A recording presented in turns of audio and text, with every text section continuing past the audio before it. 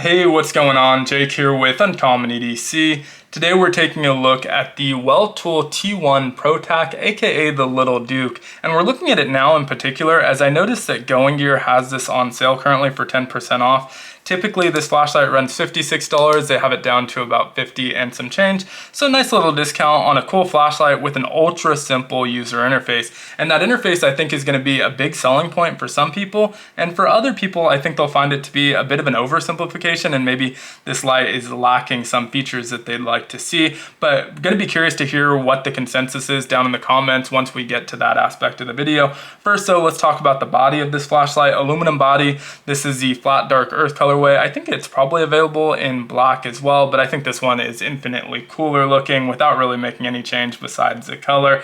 In terms of the size, it's 3.8 inches long, about 0.8 inches in diameter at the thickest point here on the head, but it does narrow up on the body here. Have a reversible pocket clip. It's not a two-way pocket clip, but you can just slide that off, flip it around, and put it back on if you want to switch the orientation. So really simple to switch it, and you can obviously just leave it in whatever orientation you use most.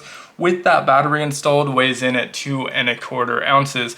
Now, speaking of battery, this is running off a USB-C Rechargeable 14500 that is branded under Weltool, ships with the light, and you do need to remove it to recharge that battery. But one of the neat features about this flashlight is this will accept AA batteries. They're basically identical in size. I think they're slightly different, but usually going to be compatible with each other. And so this will take a AA battery.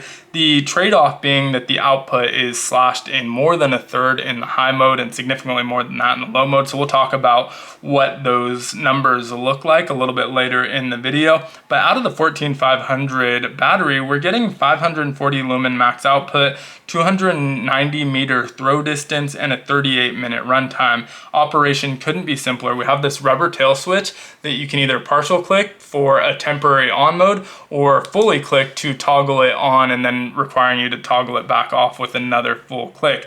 No matter which way you turn it on, you're getting 540 lumens of output and again a 38-minute runtime. And 540 lumens is a really impressive amount of light, super bright. It's gonna do the job most of the time, and so it's cool that that's really your main mode, and on the surface it seems like your only mode. The big drawback to that 540 lumens for me is the runtime though. 38 minutes is not super impressive depending on what you're using this for. That really excludes me from using this flashlight for a power outage, for a camping trip, for a work flashlight, or really a lot of different things where maybe you want a little bit more output and a more kind of reasonable amount of lumens so that you can get that output. And this does hide a hidden low mode. They call it themselves a hidden low mode. I don't know why it had to be hidden behind 4 clicks, but strobe warning, because you do need to do 4 partial clicks in order to get into that low mode. You'll see as you're doing it, and so skip ahead again 15 seconds or so if you are sensitive to strobe. You'll see as you're doing it, eventually it just turns into that low mode. So you don't have to keep track if you don't want to. You can obviously, but you'll see a noticeable difference in the output. And then once you fully click it while doing that, you'll be in your low mode. And this low mode is still a respectable 86 lumens, and it's gonna run for 8 hours and 42 minutes. So that's a really nice trade-off if you do need it for those extended run times. 86 lumens is still plenty, more than you're gonna need in 90% of circumstances. And so I'm pretty happy with that low mode. I just don't love how you have to get there with the quadruple click. I think it would have been nice if the quadruple click changes the mode permanently until you do it again. And so next time we turned it on, it went into low mode. But as you'll see, next time we turn it on, it's right back into that high mode. That's our main mode no matter what. And so quadruple clicking to toggle modes would be cool, or just hiding it behind 2 clicks instead of 4 clicks, I think would be a more reasonable solution as well. But either way, it is nice that it's there. And then again, you can swap that out for the AA. In here we have the 14500 that comes with it. Again, USB-C rechargeable, the port's right on the battery. There's this ring here that's an indicator for whether or not it's charging. Red means it's charging, blue means the charge is complete. And while you're doing that, you can put a AA battery in there. Your high mode, the operations are gonna be exactly the same. Your high mode is 160 lumens though, and that's gonna have a 39-minute runtime, so very similar runtime to the high mode in the 14500. but just a much lower output. In fact, a little bit more than a third of the total output. The low mode, however, has an even more significant cut. That goes down to what's effectively a moonlight mode of about 3 lumens, for 92-hour runtime. So you get a much longer runtime, but only 3 lumens of output.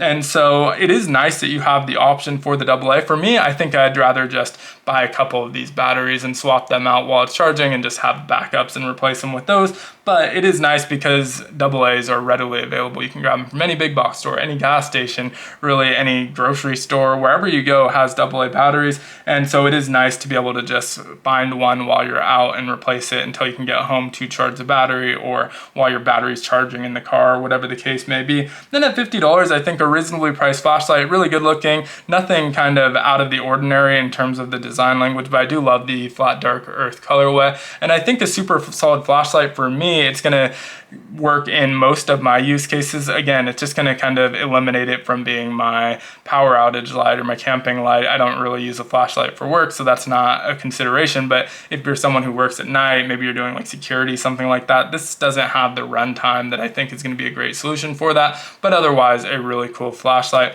Would love to hear your thoughts on it down in the comments below. I'll make sure to link to the Going Gear listing in the description of the video in case you want to pick this up. Not sure how long that sale's running, but no coupon code required or anything. It's just already listed at that price point. So just make sure to check, obviously, before adding it to your cart. But thanks so much for watching. If you enjoyed the video, consider liking, commenting, subscribing, joining the channel as a member. All help the channel out a ton, and I hope you have a great one. Take care.